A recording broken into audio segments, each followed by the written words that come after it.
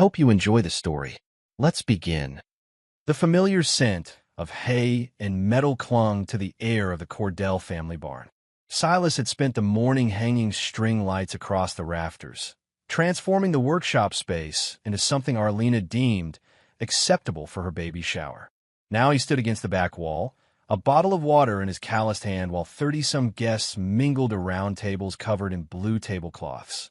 Blue for a boy. His boy. At least that's what he believed until 3 weeks ago. Silas took another sip of water, watching his wife move through the crowd. Arlena wore a flowing dress that accentuated her 7-month belly, her blonde hair twisted up in some complicated arrangement that had taken her 2 hours to perfect. She laughed at something V whispered, throwing her head back in that practiced way that showed off her neck. "You doing all right, big brother?" Merritt appeared beside him, clapping him on the shoulder. "You've got that 1,000-yard stare going." Silas nodded once. "Just tired. Shop's been busy." "Well, relax. Today's a good day." Merritt grinned, raising his champagne glass. "You're going to be a dad." Silas studied his younger brother's face. The same Cordell jawline they'd both inherited from their father, but Merritt's features were softer, more animated.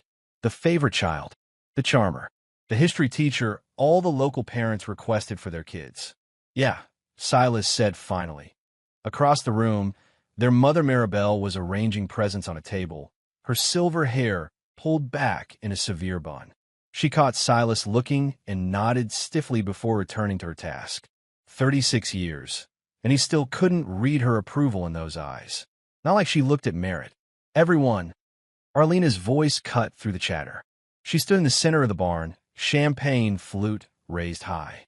"I want to thank you all for coming to celebrate this special day." The guests quieted, turning toward her. Silas straightened from the wall, setting his water bottle on a nearby table. "This baby boy is going to be surrounded by so much love," Arlena continued, her hand resting on her belly. "And I want to take a moment to express my gratitude to the most important men in my life." She beckoned to Silas and Merritt. "Come up here, you two." Silas crossed the room with measured steps, positioning himself beside her, but not touching. Merritt bounced forward, draping an arm casually around Arlena's shoulders. "To my husband, Silas," Arlena said, turning toward him with a practiced smile. "Thank you for your stability." A few guests laughed softly at her careful choice of words. Silas inclined his head, his face impassive. And to Merritt, she continued, her voice warming as she turned to her brother-in-law. She raised her glass higher, her eyes bright. "To Merritt, he's the one who'll truly raise this child." The words hung in the air. Silas felt 30 pairs of eyes flick between him and Merritt. His brother's smile faltered, then froze in place, his arms slipping from Arlena's shoulders. A murmur rippled through the guests. V's mouth hung open, her eyes wide. Maribel had gone completely still at the gift table. Silas looked at his wife, at his brother. He nodded once, turned, and walked toward the barn door. His footsteps echoed in the sudden silence. "Silas," his mother called. He didn't break stride as he pushed through the door into the cold evening air. The October chill bit through Silas's flannel shirt as he crossed the gravel drive toward the tree line. He didn't look back at the barn, though he could hear the rising buzz of voices behind him. He'd parked his truck a quarter-mile down the old logging path away from the other vehicles, anticipating this exact moment. His breath plumed in front of him as he followed the familiar trail through the woods. Fallen leaves crunched beneath his boots. The light faded quickly under the canopy of trees, but Silas knew every root and stone on this path. He'd grown up here, tracking deer with his father while Merritt stayed home reading books with their mother. When he reached his truck, he climbed inside and sat in the darkness. He didn't slam his fist against the steering wheel, didn't scream, didn't cry. Marine training had taught him that emotion clouded judgment, and he needed clarity now more than ever. He pulled out his phone and checked the security app. The cameras he'd installed throughout their house were functioning perfectly. The one in their bedroom showed an empty space, the covers still rumpled from where Arlena had tossed them aside that morning, complaining about her back pain.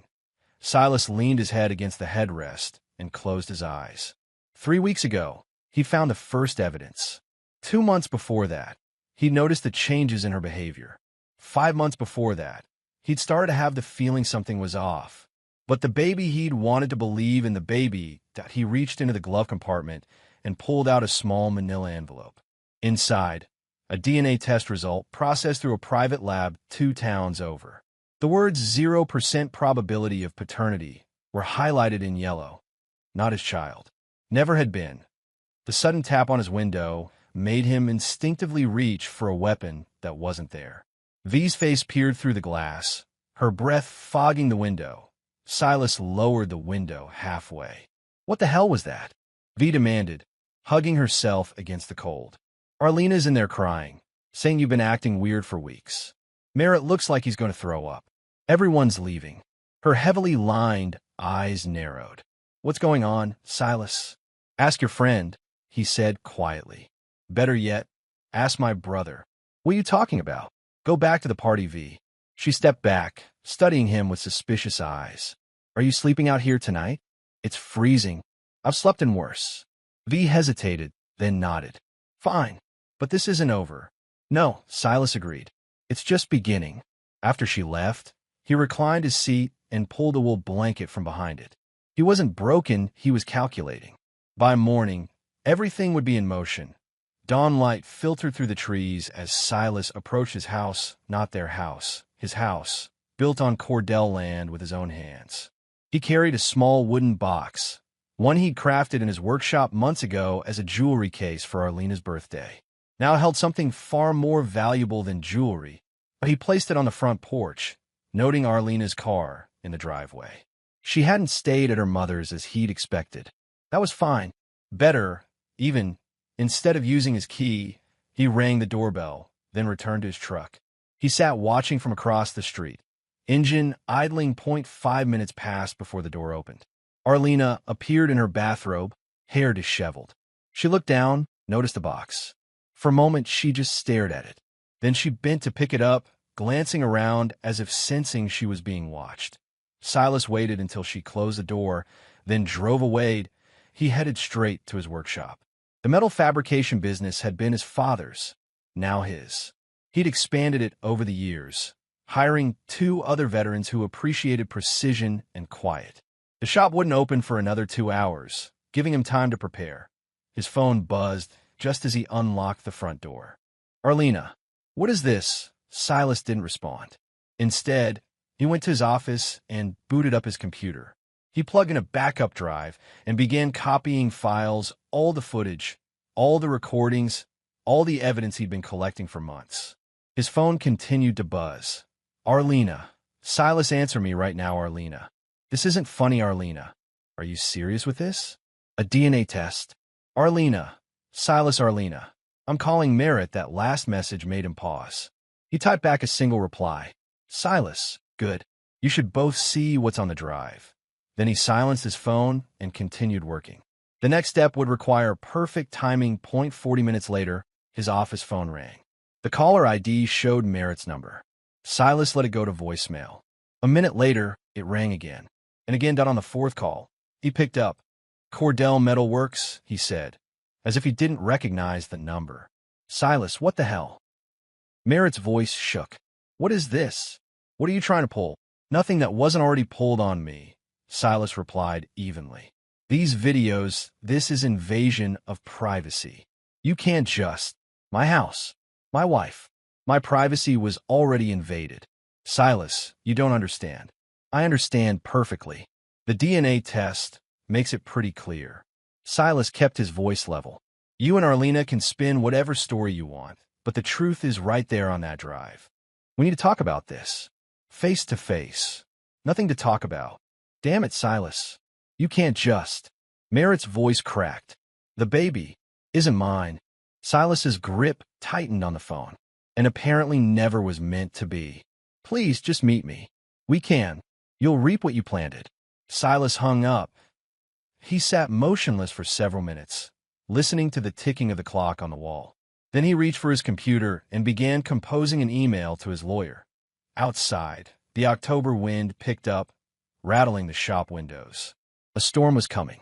Silas was ready for it. 6 months earlier, Silas noticed the change the moment he walked through the door. The house smelled different, like someone else's cologne. He set his lunchbox on the kitchen counter and listened. Nothing. Arlena should have been home. Her car was in the driveway. AR, he called. Upstairs. Her voice sounded strained. I'm just picking out something for tonight. Silas climbed the stairs slowly, methodically, the way he approached everything. Second floor landing, turn right, master bedroom at the end of the hall. The door was ajar. Inside, Arlena stood in front of the full-length mirror, smoothing her dress with trembling hands. You're home early, she said, not meeting his eyes in the reflection. Job finished sooner than expected. Silas leaned against the doorframe. Something wrong? No, just surprised. She turned, finally looking at him with a too bright smile. Merritt stopped by to drop off those books I wanted to borrow. Silas nodded. It was plausible. His brother was always lending Arlena books, music, movies, claiming to culture her since Silas had no taste. That was nice of him. You just missed him, she added quickly. Silas crossed to the closet to hang up his jacket. That's when he saw a button from one of Merritt's sport coats, the distinctive brass ones with the school crest.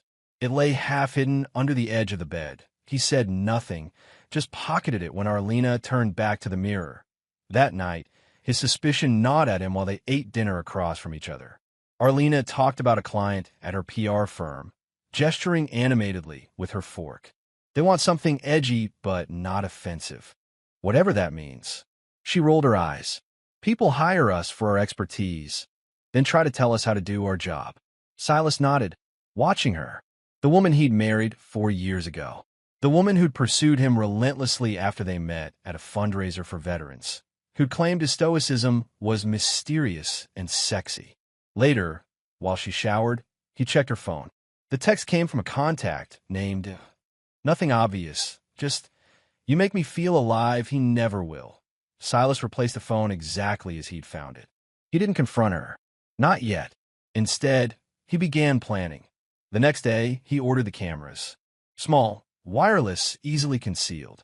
One for the bedroom, one for the living room, one for the kitchen. Later, he added one in the nursery after Arlena announced she was pregnant and they converted the guest room.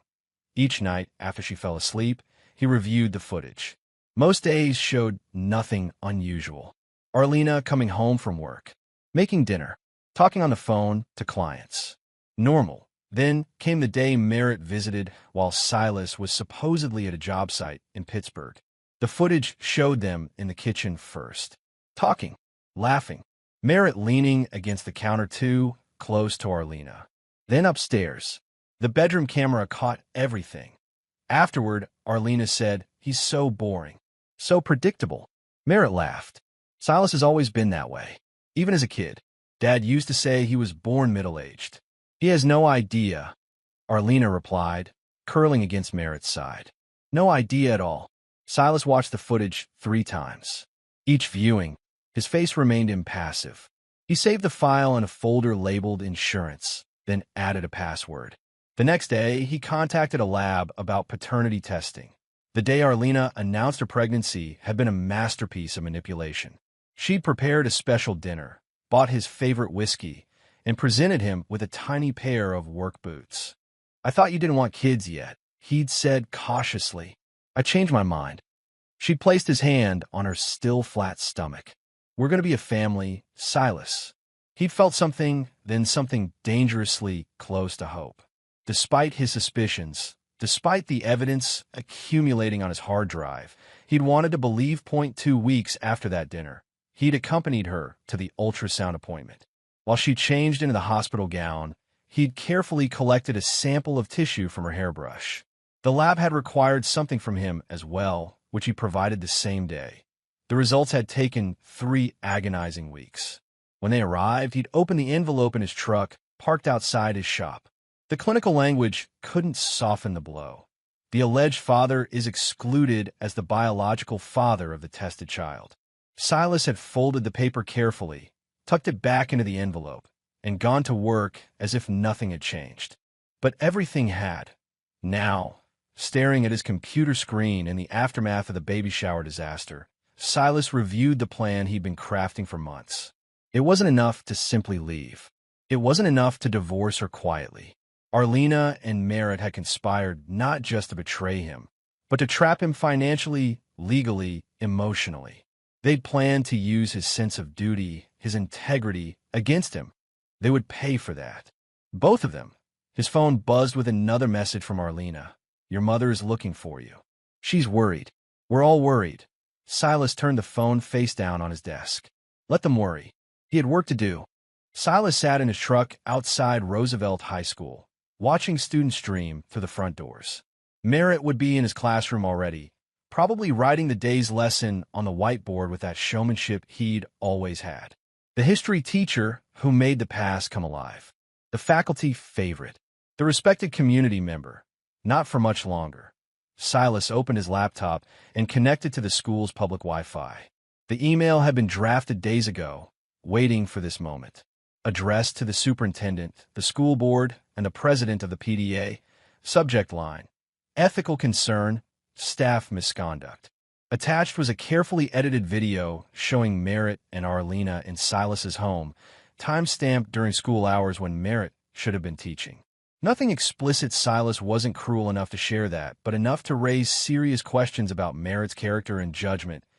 He hit send, then drove away before anyone could notice him. The response came faster than he'd expected. By noon, his mother was calling. "Silas Michael Cordell, you answer me right now." Maribel's voice held the same steel it had when he was a child. "What is happening?" "The school just put Merritt on administrative leave. Something about an investigation." "Did they say why?" Silas kept his tone neutral.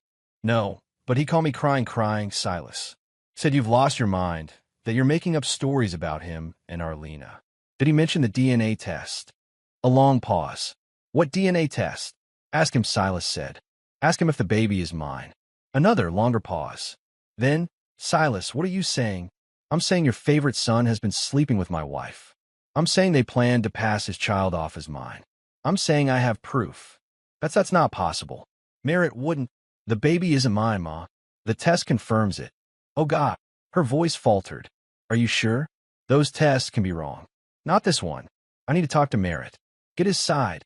"You do that," Silas said, and hung up. The next phase was already in motion. He'd created an anonymous email account and sent select audio clips to the local parenting blog run by Jessica Klein, whose son had been in Merritt's class the previous year. The clips featured Arlena discussing how she'd manipulated two dumb brothers, one too boring, one too eager to please. By the end of the day, the blog had posted a cryptic entry about disturbing revelations regarding a beloved local teacher. No names, but in a town this size, it wouldn't take long for people to connect the dots as Silas's phone buzzed with texts from Arlena throughout the afternoon. "What did you do?" "The school called Merritt in for an emergency meeting. Are you trying to ruin us?" "Answer meet 5 o'clock. He finally replied, "I'm not ruining anyone. The truth is doing that." That evening, he parked outside the small apartment complex where V lived. He knew Arlena would go there eventually. Sure enough, at 8:30, her car pulled into the lot. She looked harried, her hair pulled back in a messy ponytail instead of her usual perfect styling. Silas waited until she'd been inside for 20 minutes, then called V. "I was wondering when you'd reach out." She answered immediately. "Your wife is on my couch, having a breakdown." "Good," Silas said. "Put me on speaker." A pause, then the quality of the call changed. He could hear Arlena's ragged breathing in the background. "You're on speaker," V confirmed. "Say what you need to say." "Arlena," Silas kept his voice even. "I want you out of my house by tomorrow night. Take what's yours, nothing more." "Silas, please." Arlena's voice cracked. "We need to talk about this. You can't just. I've heard enough talking. Seen enough too. The cameras caught everything." "Cameras?" Arlena's voice rose. "You've been spying on me? On both of you? In my house? My property? That's illegal." "No, actually, not in Pennsylvania. Not in your own home." Silas had researched this thoroughly. "But paternity fraud? That's illegal. Filing false information on a birth certificate? That's illegal." "It's not what you think," Arlena began. "Stop lying. It's exactly what I think. You and Merritt planned this from the beginning." "No, it just happened. We didn't plan. You told him I was boring. Predictable. Silas felt his control slipping for the first time. You laughed about it. Both of you. Silence on the other end. Be out by tomorrow night, he repeated, or the videos go public. All of them. You wouldn't dare, Arlena whispered. Try me. He hung up, then sat in his truck, hands gripping the steering wheel until his knuckles turned white. For the first time in months, he allowed himself to feel the full weight of their betrayal. Not just the infidelity he could have forgiven that eventually, but the calculated deception. The plot to trap him with another man's child. His own brother's child. His phone rang again. V. She's gone to the bathroom, V said quickly. Silas, there's something you should know. What? This whole thing, it wasn't just about Merritt. It was never just about him. What do you mean? Arlena. V hesitated. She had a plan. She wanted a claim on the Cordell property. When you wouldn't agree to have kids right away, she got frustrated. Merritt was convenient. Silas absorbed this. How do you know this? She told me. Not all at once, but pieces over time. I thought. V's voice faltered. I thought she really loved you at first. Then I realized she loved what you represented.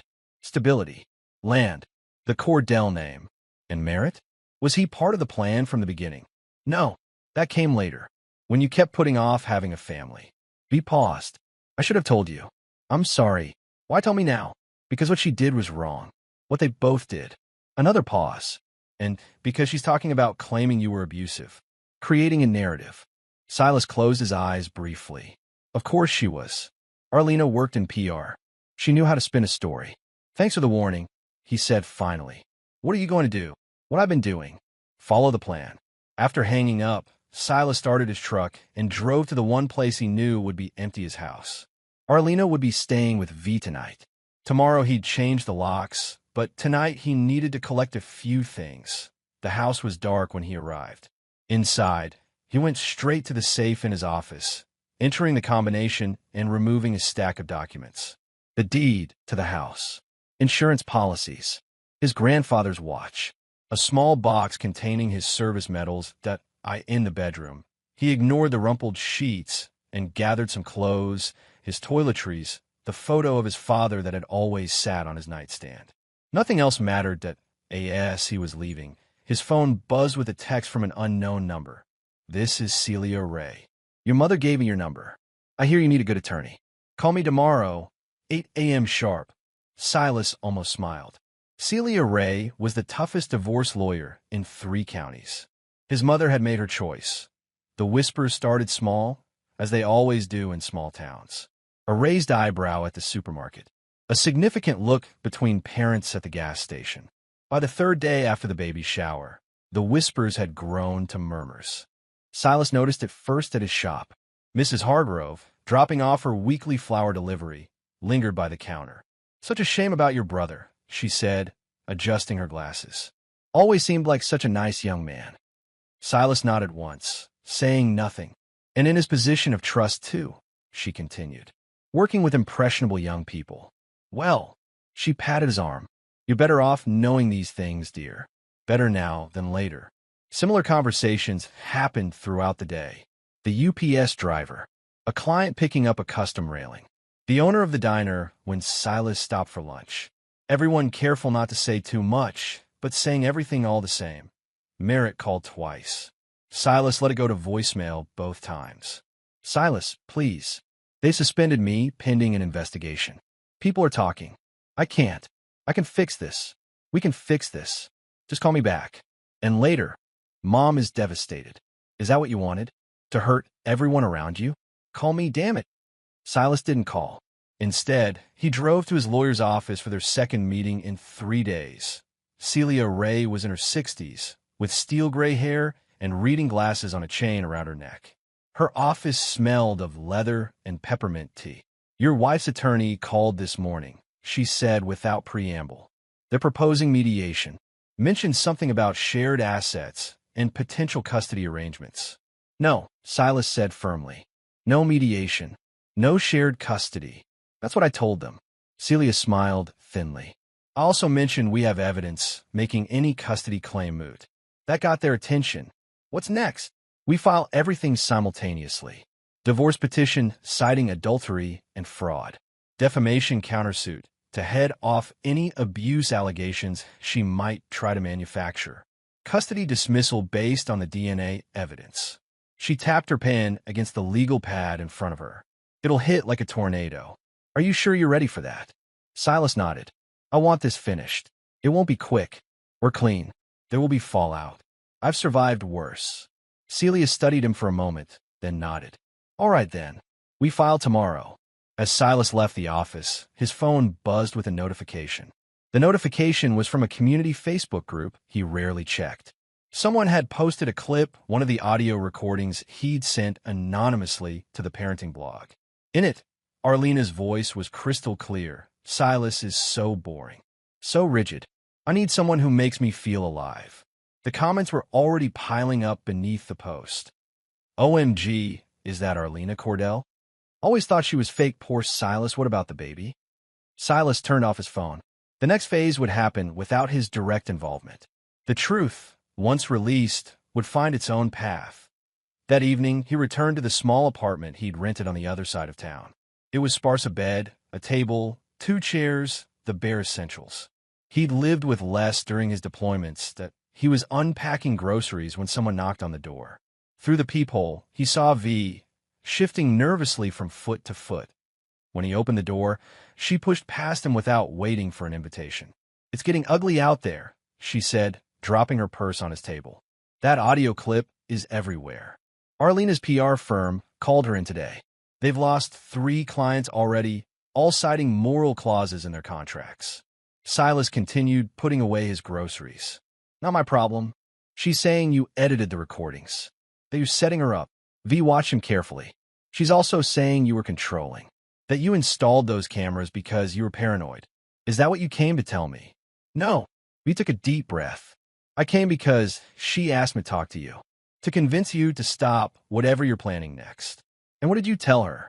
That I don't have that kind of influence over you. V paused. But I also told her she made her bed. Silas almost smiled at that. Anything else? V hesitated. There's something she didn't want me to tell you. Something she doesn't think you know. What's that? She was using Merritt, just like she used you. V sat down at the table. Originally, she just wanted to trap you with a baby to secure her claim on the Cordell property, the land, the shop, everything. When you kept putting it off, saying you weren't ready for kids yet, she got impatient. So she turned to Merritt. Silas's voice was flat. Yes, but not because she loves him. Because he was convenient. Because he's always had a thing for her. Because he's a Cordell too.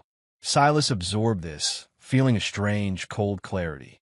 You're sure about this? She told me herself. Months ago, when she first found out she was pregnant. She laughed about it. V's face hardened at the memory. Said it was perfect because the baby would be a Cordell either way. Said Merritt was pathetically easy to manipulate. Why are you telling me this now? Because I should have told you sooner. V met his eyes. And because you deserve to know exactly what kind of people you're dealing with. After she left, Silas sat at the table for a long time, turning this new information over in his mind.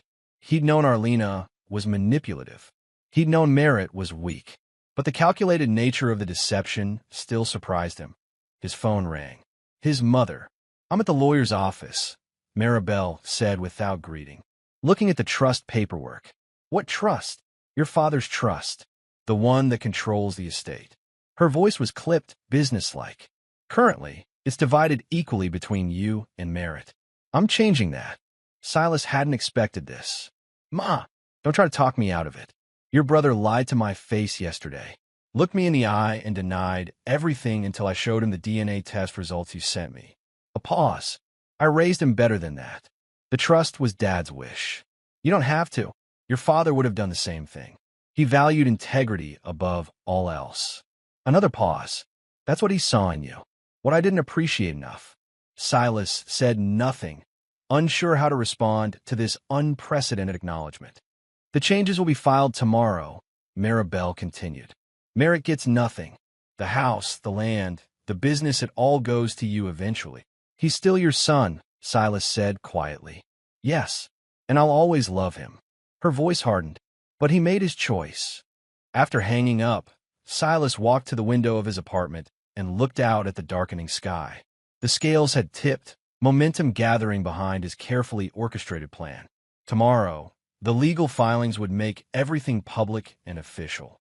There would be no going back. He should have felt satisfaction.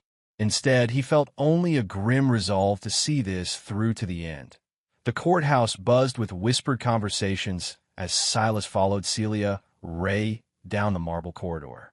News of the Cordell family drama had spread throughout the county, drawing curious onlookers and gossip-hungry locals to the morning's proceedings. "Remember," Celia murmured as they approached the courtroom, "let me do the talking.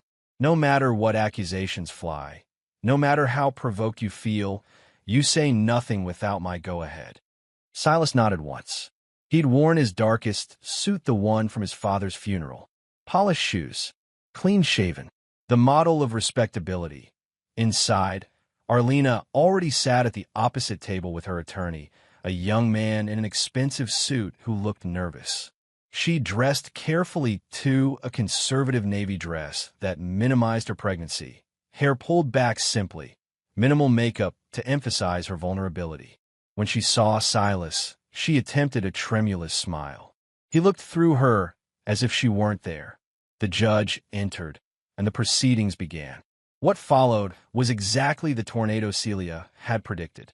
The simultaneous filings, divorce petition, defamation countersuit, custody dismissal clearly caught Arlena's attorney off guard.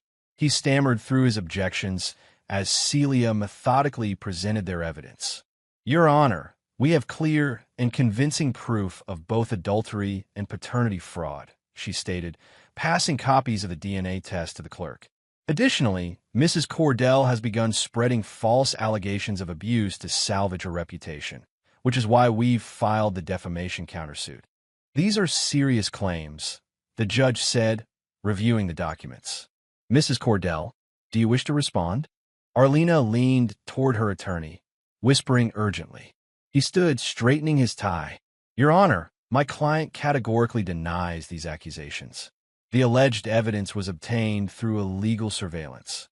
"Not illegal," Celia interrupted smoothly. "Mr. Cordell installed security cameras in his own home, which is perfectly legal in Pennsylvania.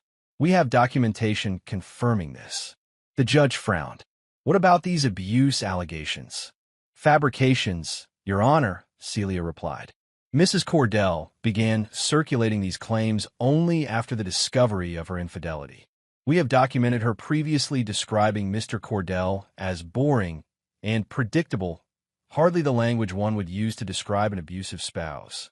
Arlena's attorney tried again. "Your Honor, regardless of these other matters, the child's welfare must be considered. My client is 7 months pregnant, with a child that DNA testing has conclusively proven is not Mr. Cordell's," Celia finished for him, "which makes any custody discussion moot." The judge sighed heavily. "This is quite a mess. I'm ordering temporary measures while we sort this out." He turned to Silas's attorney. "Ms. Ray, your client may retain sole possession of the marital home and business during proceedings." He then addressed Arlena's attorney. "Your client will refrain from making any public statements regarding alleged abuse without evidence, and both parties will submit to further DNA testing through the court's approved facility." As they left the courtroom, reporters clustered at the bottom of the courthouse steps. Celia steered Silas toward a side exit. "Round one to us," she said quietly. "But this is just the beginning." Silas nodded, feeling nothing but cold determination. "What's next?" "They'll try to drag this out.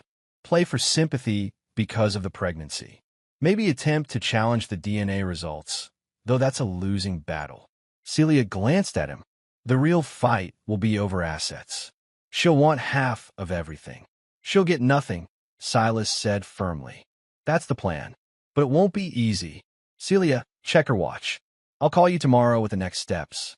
As they reached the parking lot, Silas caught sight of Merritt leaning against a car several spaces away. His brother looked haggard, dark circles under his eyes, his typically neat appearance disheveled. "Silas," Merritt called, pushing off the car and hurrying toward them. "Please just talk to me for 5 minutes." Celia stepped between them. "Mr. Cordell, my client has nothing to say to you."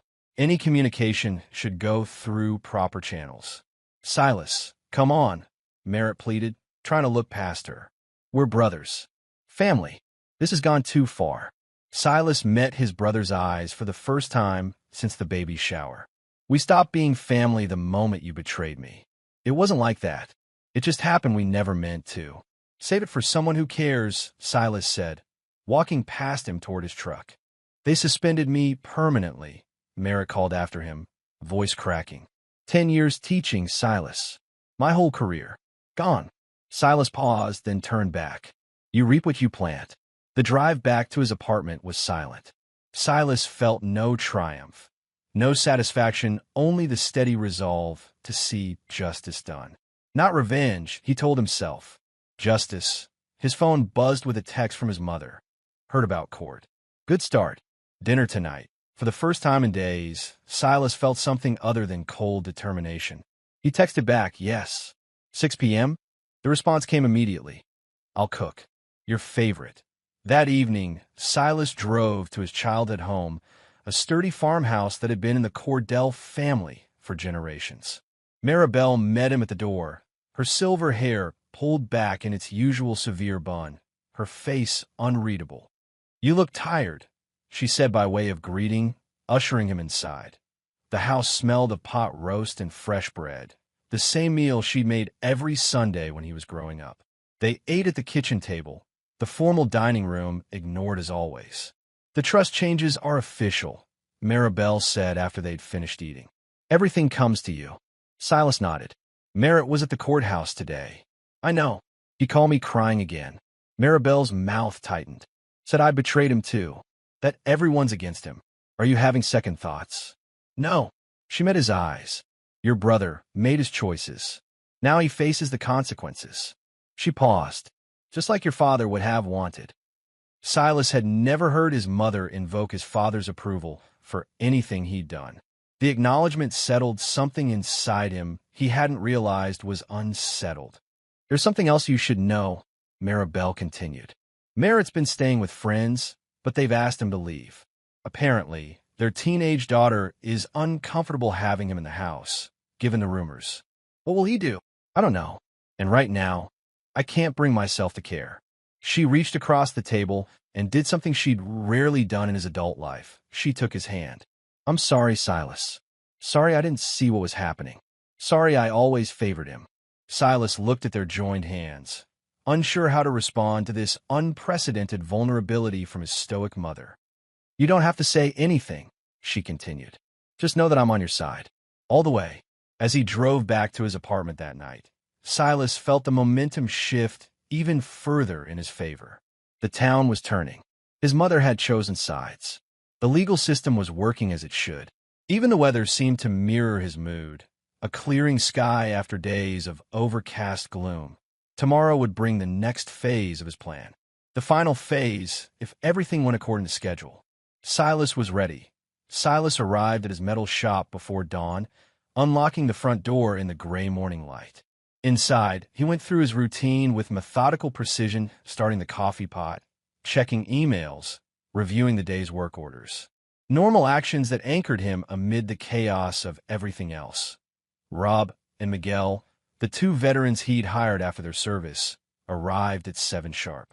They'd been keeping the business running smoothly during Silas's recent absences, asking no questions beyond whether he was okay.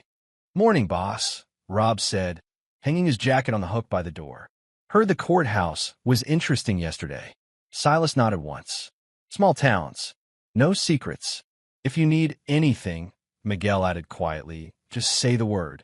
Thanks, Silas replied. For now, just business as usual. The morning passed in the comforting routine of the shop, the smell of hot metal, the precise measurements, the satisfaction of creating something solid and lasting. Silas was finishing a custom railing when his phone rang. Celia, you need to come to my office, she said without preamble. Arlena's attorney reached out. They want to discuss a settlement. What kind of settlement? The kind where they've realized they're losing badly. A pause. Can you be here at 1? I'll be there. Silas cleaned up his workstation, told Rob he was in charge for the afternoon, and drove straight to Celia's office. She was waiting for him at the reception desk, a folder tucked under her arm. "They're desperate," she said, leading him to the conference room. "The PR firm fired Arlena this morning. Apparently, another recording surfaced one of her mocking a client while in bed with Merritt." Silas said nothing. He hadn't released that particular clip. "The local parenting blog has been relentless," Celia continued. "Jessica Klein seems to have a personal vendetta. Her son was in Merritt class last year," Silas said quietly. "Merritt gave him a C when he deserved an A. Said the boy wasn't applying himself." Celia raised an eyebrow. "You've done your homework." "Always." Inside the conference room, Arlena's attorney waited alone. He rose when they entered, extending his hand to Celia, who shook it briefly. They all sat at the long table. "Where's your client?" Celia asked. "She's not feeling well," the attorney replied, straightening his tie nervously. "The stress of the situation, in her condition, I'm sure." Celia opened her folder. "You mentioned a settlement proposal?" "Yes." He slid a document across the table. "Mrs. Cordell is willing to admit to the indiscretion and agree to a no-fault divorce. She's asking for a one-time payment of $50,000 and forgiveness of any legal fees in exchange for walking away cleanly." Celia glanced at the document, then passed it to Silas without comment. He scanned it quickly, noting the carefully worded admissions of infidelity alongside the monetary demands. "No," he said simply, sliding the paper back. The attorney blinked. "Perhaps you didn't see the part where Mrs. Cordell agrees to drop all allegations she fabricated," Celia interjected. "My client isn't interested in paying for your client's lies. $50,000 is a small price to make this go away quickly and quietly," the attorney insisted, a note of desperation creeping into his voice. "Mrs. Cordell is pregnant, facing financial ruin. Not my client's problem," Celia cut in. "Here's our counteroffer." She slid a document across the table. "Complete divorce. No financial support of any kind. Full retraction of all abuse allegations. An assigned statement acknowledging paternity fraud." The attorney scanned the document, his face paling. This would destroy her."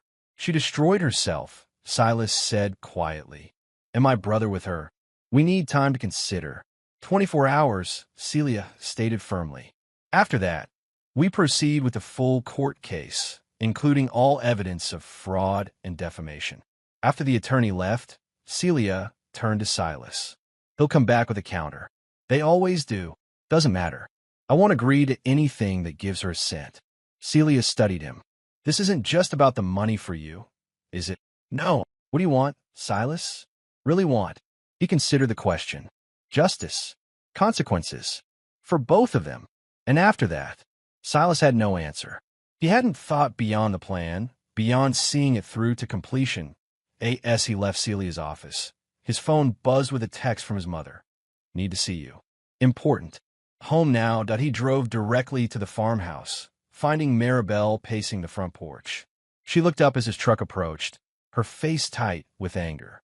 "Merritt was here," she said as soon as he stepped out of the vehicle, "demanding his share of the trust. Said he'd contest the changes in court." "Can he?" "No, not successfully. Your father made me the sole trustee with full discretion." She let him inside. "But that's not why I called you. It's what he said before he left." In the kitchen, Maribel handed Silas a mug of coffee, her hand trembling slightly. "He said Arlena was never just after the Cordell name or property. She wanted the shop. Your business." Maribel's eyes hardened. "Apparently, she has a cousin in development who's been trying to buy that land for years. The plan was to eventually convince you to sell the business, claiming you needed money for the baby's future." Silas absorbed this, feeling a strange, cold clarity wash over him. "And Merritt was supposed to get a cut." Maribel's voice shook with barely contained fury. "My own son, conspiring to steal his brother's livelihood, his father's legacy. You believe him? Why would he admit this now? Because he's desperate. Because he's lost everything else. Because—" She paused. "Because I think he finally realizes what he's done. Too late, of course." Silas sat at the kitchen table, turning his coffee mug slowly between his palms. Where is he now? I don't know. I told him to leave and not come back. Maribel joined him at the table. He's not the son I raised. Neither of you got enough of your father in you, but at least you got his integrity. The unexpected praise from his mother settled something in Silas. Not satisfaction, he was beyond that now, but a sense of clarity.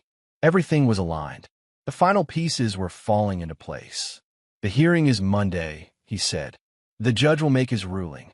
Maribel nodded. I'll be there. Every parent should witness their children's most important moments, even the terrible ones. As Silas drove back to his apartment, he thought about his father, the stoic metal worker who'd taught him the business, who'd valued honesty and hard work above all else. What would he have done in this situation? Probably exactly what Silas was doing. The thought was oddly comforting. His phone buzzed with a text from an unknown number. It's Merritt. Please, one conversation. Tomorrow. Miller's Diner. 8 a.m. I'll be there whether you come or not. Silas didn't respond. He didn't need to. Tomorrow was already planned, each element carefully timed and placed. Merritt's message changed nothing. That night, he couldn't sleep. He sat at the small kitchen table in his apartment, reviewing the files on his laptop, ensuring everything was in order for the final act. The recordings. The financial documents showing the property Arlena's cousin had been buying up around the shop. The text messages between Merritt and Arlena discussing their plans for after the baby was born. Everything documented. Everything in its place. Justice wasn't about emotion, Silas reminded himself. It was about truth. Cold, hard, undeniable truth that ACT3. The revenge and the Ricine one. Courtroom showdown. The courthouse steps were crowded with onlookers and a few local reporters when Silas arrived with Celia Ray on Monday morning. News of the Cordell scandal had spread throughout the county, drawing curious spectators to what promised to be the dramatic conclusion of a salacious story. Silas walked through them without making eye contact, focused only on the heavy doors ahead. Inside, the courtroom was already nearly full. He spotted his mother in the front row, her back straight, her face impassive. She nodded once as he passed. Arlena sat at the opposite table with her attorney. She'd clearly dressed for maximum sympathy, a modest maternity dress, minimal makeup, hair pulled back in a simple style. When she saw Silas, she attempted a tremulous smile. He looked through her as if she weren't there. Merritt sat in the back row alone. He hadn't shaved in days, and his clothes looked slept in. The once popular teacher had become a pariah in a matter of weeks. He caught Silas's eye, mouthing pleas across the crowded room. Silas turned away. The judge entered, and the proceedings began. Arlena's attorney went first, attempting to paint a picture of a troubled marriage and a confused, frightened pregnant woman. Your Honor, my client acknowledges the indiscretion with Mr. Cordell's brother, he began cautiously. But she maintains that the marriage was already failing due to Mr. Cordell's controlling behavior. The surveillance cameras he installed throughout their home are evidence of. Objection, Celia interrupted. Counsel is attempting to reframe legally obtained evidence as something sinister. Sustained, the judge ruled. Stick to the facts, counselor. The attorney shifted tactics. Your Honor, regardless of how we got here, there's an unborn child to consider. My client is 7 months pregnant, facing financial ruin and public humiliation. We ask the court to consider a fair division of assets and appropriate support. The child is not Mr. Cordell's, Celia pointed out, as proven by DNA testing. Nevertheless, this child will be born into the Cordell family, the attorney pressed. And Mrs. Cordell was led to believe. Your Honor, Celia cut in sharply. Let's be clear about what happened here. Mrs. Cordell, engaged in a prolonged affair with her husband's brother, became pregnant and attempted to pass the child off as Mr. Cordell's. This was not a simple indiscretion. It was a calculated fraud. The judge frowned. That's a serious accusation, Ms. Ray. Do you have evidence beyond the DNA test? We do, Your Honor. Celia nodded to Silas, who opened his laptop and connected it to the courtroom's display system. With the court's permission, we'd like to present several relevant recordings. The judge hesitated, then nodded.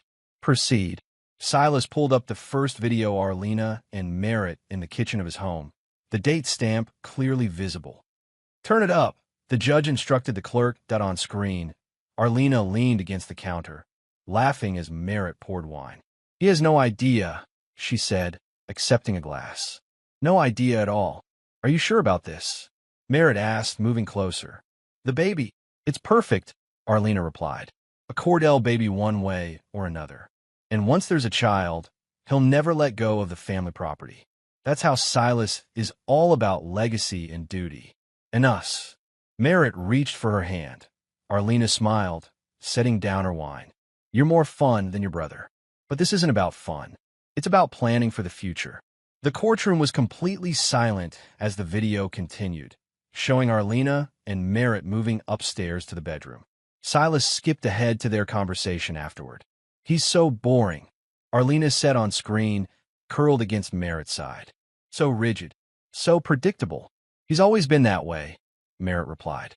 "Even as kids, Dad used to say he was born middle-aged." "He has no idea," Arlena repeated, laughing. "No idea at all." Silas stopped the video. The silence in the courtroom was absolute. Even the judge seemed momentarily stunned. "There's more, Your Honor," Celia said into the silence. "Mrs. Cordell has been systematically lying not just to my client, but to this court. She claimed abuse where there was none. She claimed ignorance of paternity when these recordings clearly show otherwise.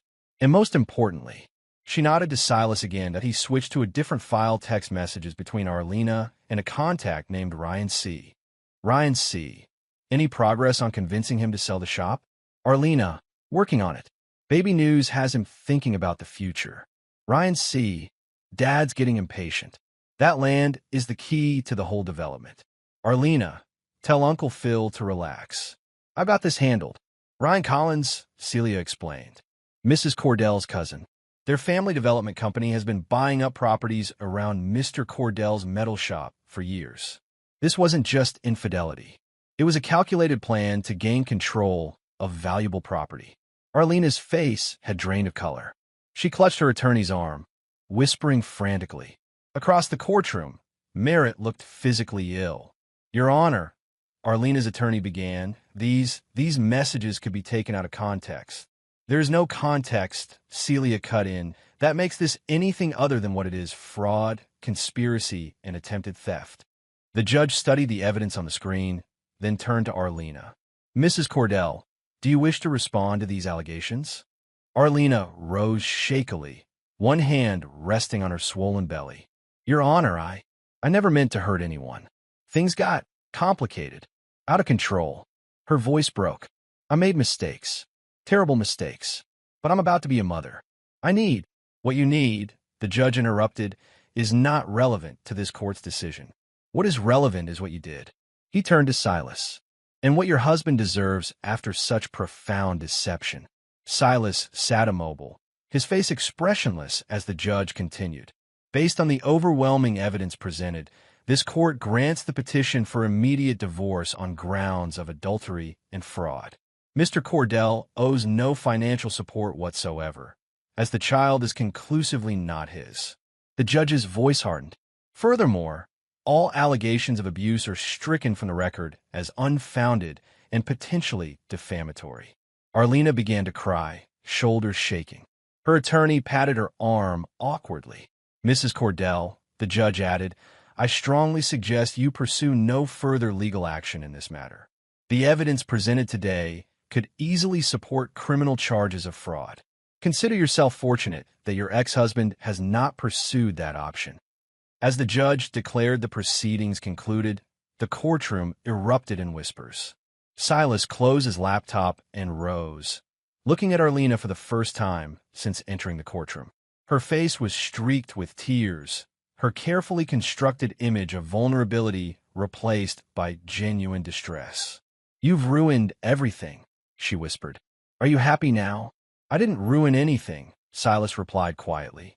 You did that yourself. As he turned to leave, he caught sight of Merritt slipping out the back door of the courtroom. His brother's shoulders were hunched, his head down. The once proud teacher reduced to a shadow. Outside, Reporters clustered at the bottom of the courthouse steps, cameras ready. Celia steered Silas toward a side exit. "Complete victory," she said. "Couldn't have gone better if we'd scripted it." Silas nodded, feeling nothing but a cold, clear certainty that justice had been done. Not revenge, justice. "What now?" Celia asked as they reached the parking lot. "Now I rebuild," Silas said simply. Maribel was waiting by his truck, her face lined with emotion he couldn't quite read. When he approached, she did something she'd rarely done in his adult life. She hugged him, fierce and tight. "Your father would be proud," she whispered. "So proud." Silas returned the embrace awkwardly, surprised by the sudden display of affection.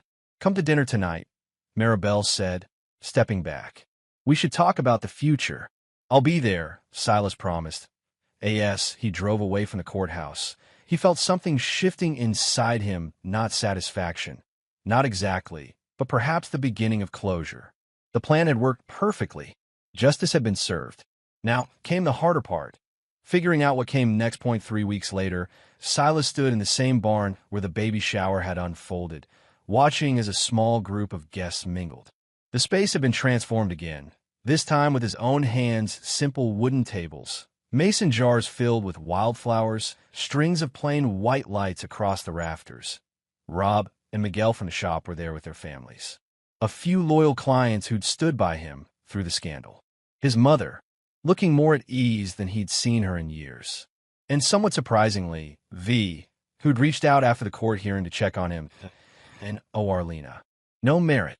Their absence hung in the air like a relieved sigh. "Nice turnout," Rob commented, joining Silas by the makeshift bar. "People respect what you did. How you handled it." Silas nodded once. "Thanks for coming. Wouldn't miss it." Rob clapped him on the shoulder. "So what's this all about anyway? You're not exactly known for throwing parties." "Closure," Silas said simply. "And a new beginning." The gathering wasn't large, but felt right. These were people who'd stood by him, who'd believed in him when everything was falling apart. People who valued truth and integrity, the things that mattered. As the evening progressed, Silas found himself relaxing slightly. The weight of the past months hadn't disappeared, but it had shifted, become more manageable. When Maribel signaled that dinner was ready, he took his place at the head of the main table. The conversation flowed around him, talk of the shop's expansion plans, Miguel's son's baseball championship, the unusually warm spring they were having. Normal life continuing despite everything. After the meal, Silas rose and tapped his glass with a knife.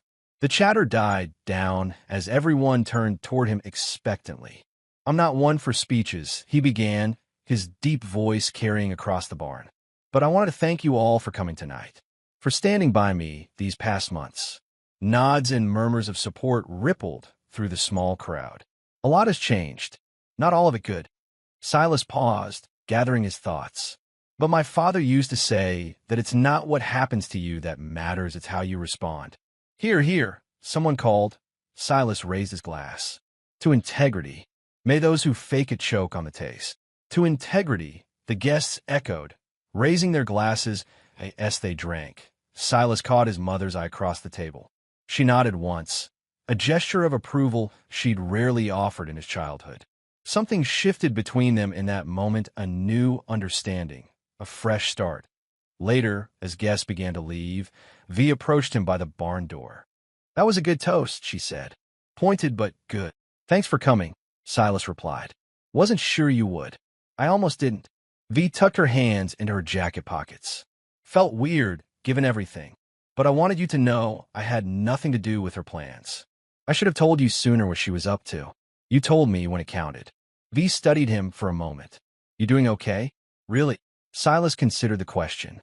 "Getting there. Good." She hesitated. "There's something else you should know. Arlena's left town. Gone to stay with her parents in Ohio until the baby comes. Not my concern anymore." "I know. Just thought you'd want to know." V pulled her keys from her pocket. "Take care of yourself, Silas." After she left, Silas helped his mother clean up, working in companionable silence as they had so many times over the years. When they finished, Maribel sat at one of the tables, gesturing for him to join her. "I talked to Merritt yesterday," she said without preamble. Silas stiffened slightly. How is he? Broken? Lost? Maribel's face showed no sympathy, only weary acceptance. He's taken a night job teaching GED classes in Harrisburg, living in some awful apartment. Says no school district will touch him after what happened. He made his choices, Silas said. Yes, he did. Maribel reached across the table and took his hand. Just like you made yours. The difference is you can look in the mirror each morning. They sat in silence for a moment, the weight of everything that had happened settling around them. Your father would be proud of the man you've become, Maribel said finally. I am too. Should have told you that more often. Silas squeezed her hand briefly and used this open affection from his stoic mother. Thanks, Ma. As he drove home that night to his apartment still sparse, still temporary, Silas felt something he hadn't experienced in months. Possibility. The worst was over. Justice had been served. Now came the rebuilding that he was almost home when his phone buzzed with a text from V. There's a package for you at my place. Came yesterday. Thought you might want it tonight. Curious, Silas changed direction and drove to V's apartment complex. She was waiting on the front steps, a small padded envelope in her hands. Don't know who sent it, she said, handing it over. No return address. Silas examined the envelope. His name and V's address were printed in block letters, no handwriting to recognize. You want to come in while you open it? V offered. No, but thanks. Silas tucked the envelope under his arm. I'll let you know if it's anything important. Back in his truck, he opened the envelope carefully. Inside was a USB drive labeled Simply Truth and a yellow sticky note with 8 words. You burned your world for someone who was already lighting matches. Silas sat at his kitchen table, staring at the USB drive. The handwriting on the sticky note wasn't Merritt's too neat, too precise. Not Arlena's either. It was past midnight, but sleep was far from his mind that he plugged the drive into his laptop and opened the single video file it contained. The footage showed what appeared to be a hotel room, tasteful, anonymous, expensive. The timestamp indicated it was from 4 months ago. Arlena entered the frame, looking over her shoulder as if checking for followers. Moments later, a man joined her, not Merritt, but someone else. Tall, well-dressed, vaguely familiar. When he turned toward the camera, Silas recognized him. Councilman Peter Walsh, head of the local zoning board and very much married to someone who wasn't Arlena. The video had no sound, but it didn't need any. The two embraced immediately, familiar and practiced. Clearly not their first meeting. Arlena laughed at something Walsh said. Throwing her head back in that practiced way, Silas knew so well as the footage continued. Silas felt a strange sense of detachment.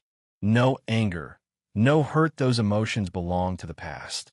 Just a cold, clear understanding slotting into place. Merritt had been a pawn too. A convenient tool, just as Silas had been. He closed the video before it went further, then noticed a text document also on the drive. Opening it, he found a brief message. Footage anonymously delivered to my office yesterday. Thought you should see it. Arlena was playing a longer game than any of us realized. Walsh has been shepherding zoning changes that benefit Collins' development for years. Connect the dots. C.R. Celia Ray. It made sense she'd send this through V rather than directly to him. Plausible deniability if the footage ever became public. Silas leaned back in his chair, absorbing this final piece of the puzzle. Arlena hadn't just been trying to secure the Cordell property for her family's development company. She'd been working both sides, sleeping with the councilman who could push through the necessary zoning changes, while simultaneously trying to manipulate Silas into selling the shop. And Merritt? Just collateral damage. A tool to create a Cordell heir who could strengthen her claim. Disposable once his usefulness ended. Silas copied the video to his own secure drive, then carefully wiped the USB clean of fingerprints. He slipped it into a new envelope, addressed it to Merritt with the same sticky note attached, and set it aside to mail tomorrow. His brother deserved to know the full truth. Not out of kindness, Silas wasn't feeling particularly kind, but because truth was the one thing he still believed in absolutely. The next morning, he dropped the envelope in a mailbox across town, then drove to his shop. The familiar routine grounded him, checking orders, reviewing designs, the physical work of shaping metal. By noon, He'd almost forgotten about the USB drive. Then his phone rang. "Celia, did you get my delivery?" she asked without preamble. "Yes." "Interesting development, don't you think?" "Very." Silas stepped outside the shop for privacy. "How did you get it?" "As I said in the note, anonymous delivery. But if I had to guess, someone at that hotel has been collecting insurance." A pause. "Walsh has made enemies over the years." "What now?" "Nothing, as far as I'm concerned. Your case is settled. This is just information." Silas understood what she wasn't saying. The footage was leverage, if he ever needed it. Against Walsh. Against the Collins development plans. Against anyone who came after his property. "Thank you," he said simply. "Just doing my job." She hesitated. "By the way, have you heard? Arlena's cousin's company withdrew their application for rezoning the area around your shop. Suddenly decided it wasn't a viable location." "Is that so?" Amazing how quickly priorities can change when certain associations become problematic. After hanging up, Silas returned to his work with renewed focus. The metal under his hands took shape precisely as he intended, each hammer blow purposeful, each weld clean and strong, like his father had taught him, like he'd always done. That evening, he drove out to the farmhouse for dinner with his mother, a new routine they'd established since the court hearing. As they ate, Maribel mentioned casually that she'd run into Councilman Walsh's wife at the grocery store. "Poor woman looked terrible," she commented, passing the potatoes. "Apparently, there's some scandal brewing. Peter moved out last week. Rumor has it he was caught with someone he shouldn't have been." Silas nodded, saying nothing. "Small towns," Maribel continued, watching him carefully. "No secrets stay buried forever." "No," Silas agreed. "They don't." Later, as he was leaving, Maribel handed him a set of keys. "The house is yours now," she said. "No sense you living in that dreary apartment when this place is sitting empty. What about you? I've been thinking about that condo in town, near the park. It's time." She squeezed his arm. "This place needs a Cordell man running it. Always has." Silas drove back to his apartment, windows down despite the chill, thinking about his mother's offer. The farmhouse had never felt like his father's, then his mother's domain. But perhaps that could change. When he arrived, there was a text waiting from a number he didn't recognize. "Got your package." "You're right." Again, and merit. No begging. No excuses. Just acknowledgement. Silas didn't respond. Some bridges couldn't be rebuilt.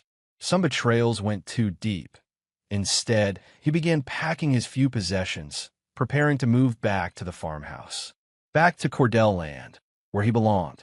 Not because Arlena had wanted it, not because his mother was giving it up, but because he had earned it. Through honesty, through integrity, through being exactly who he'd always been. The rest would sort itself out in time. 1 year later.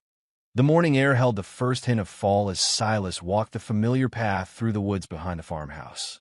Fallen leaves crunched beneath his boots, the same sound that had accompanied his childhood explorations, his teenage escapes, his adult contemplations. The year had changed much, yet left the essentials untouched. The metal shop was thriving, expanded now to include an art workshop where local veterans could learn the craft. A feature in the regional business magazine had brought new clients, people who appreciated quality work done with integrity. Silas had moved back into the farmhouse, gradually making it his own. His mother seemed content in her condo in town, hosting bridge games and joining the historical society she'd always been too busy for before. As for the others, life had delivered its own justice. Arlena was living out of state, last he'd heard. Unemployable in PR after the scandal, cut off by her family when the full extent of her manipulations came to light. The baby had been born early, a boy, now being raised by his biological father, Councilman Walsh, whose career had imploded when his own transgressions became public. His wife had filed for divorce, taking half of everything in the settlement.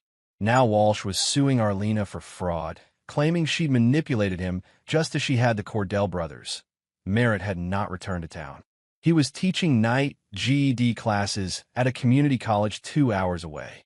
Silas had seen him once, from a distance, at their mother's birthday dinner.